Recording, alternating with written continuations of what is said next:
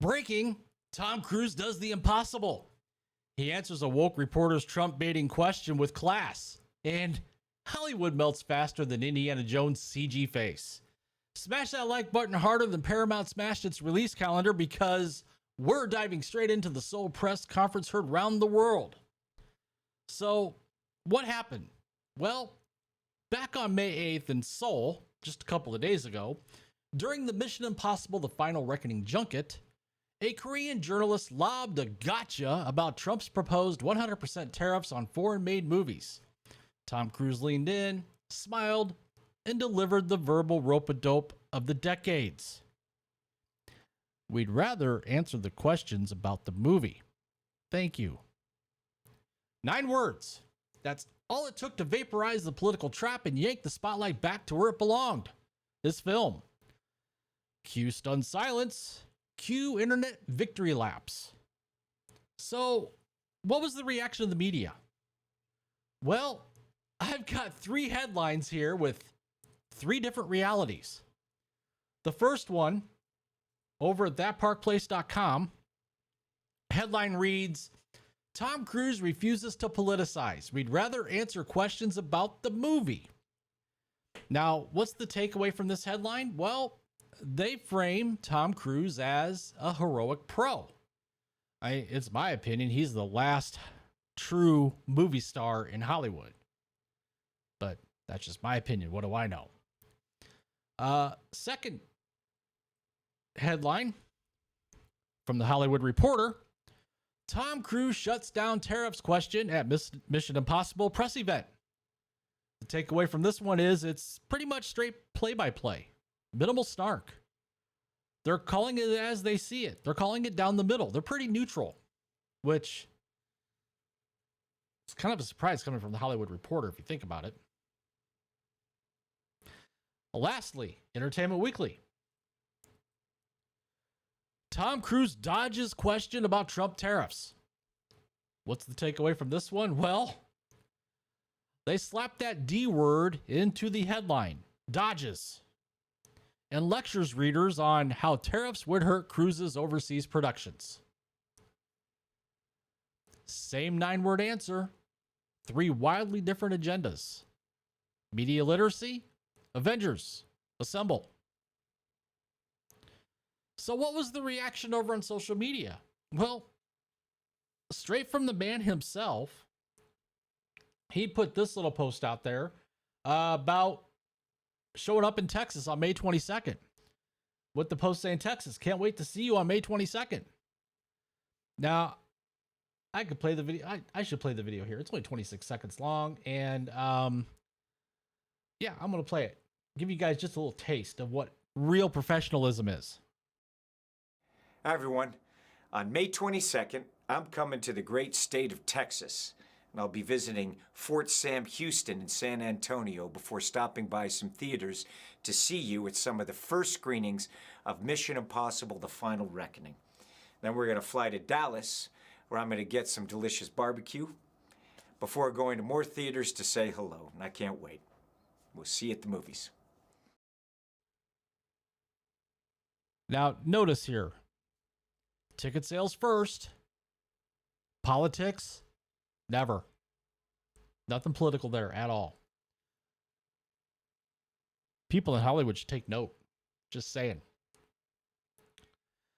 Next, I'm going to pull up this little post here from Mr. Nerdrotic himself, Gary Buechler. Well played. Tom Cruise is truly the last movie star. Yeah, he is.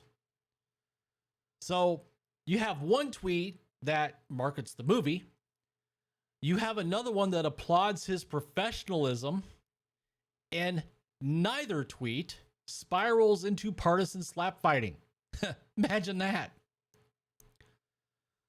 So why does Tom Cruise's answer matter here? I mean, think about it.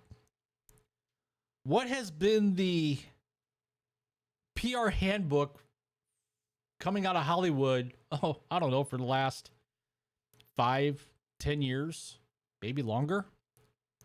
Well, the playbook is this. A, They parrot talking points. You know, they get the memo. They get the highlights.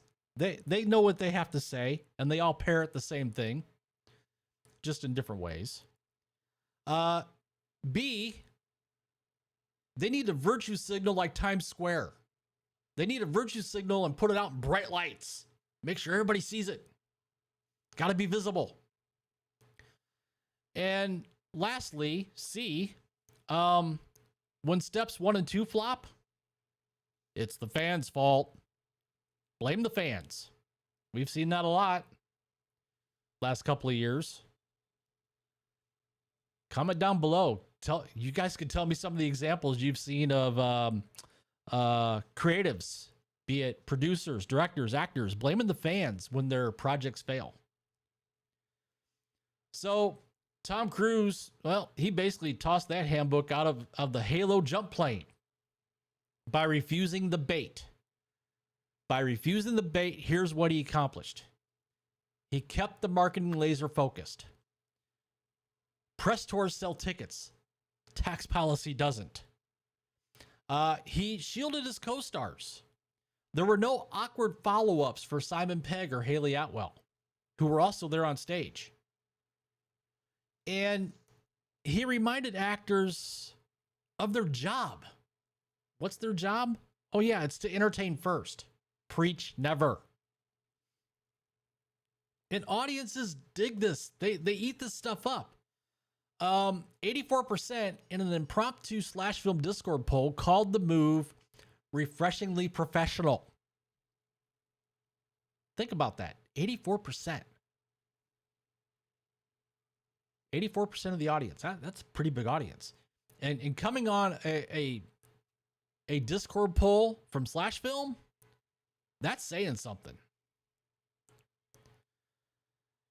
So let's talk about the woke reporter pattern here for a second. We've seen this dance before. They've done it to Chris Pratt. They've done it to Keanu Reeves. They did it for Top Gun Maverick. The reporter drops a loaded question. The star deflects said question. The blue check brigade chimes in screaming, "Dodge! You didn't answer the question. You dodged the question. Answer the question." And then the movie overperforms anyway. See Top Gun Maverick. Just saying.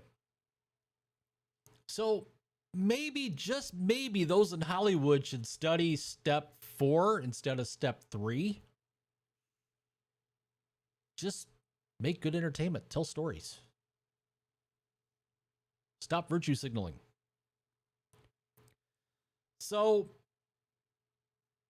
that's all I have for today, guys. Just wanted to break down this epic takedown by Tom Cruise doing press for Mission Impossible: The Final Reckoning. So if you guys think that Tom Cruise stuck the landing, hit that thumbs up like it's a red self-destruct button. If you think he bailed out too soon, tell me why in the comments down below. Share this video with one friend who still thinks Vanilla Sky was high art, and don't forget to subscribe. I drop videos generally on a daily basis during the week, with a few on weekends. And I will keep roasting Hollywood every time they give us fresh cringe to roast. So keep your popcorn hot, keep your takes hotter, and as always, stay critical. This is Chris, the Critical Nerd, signing off.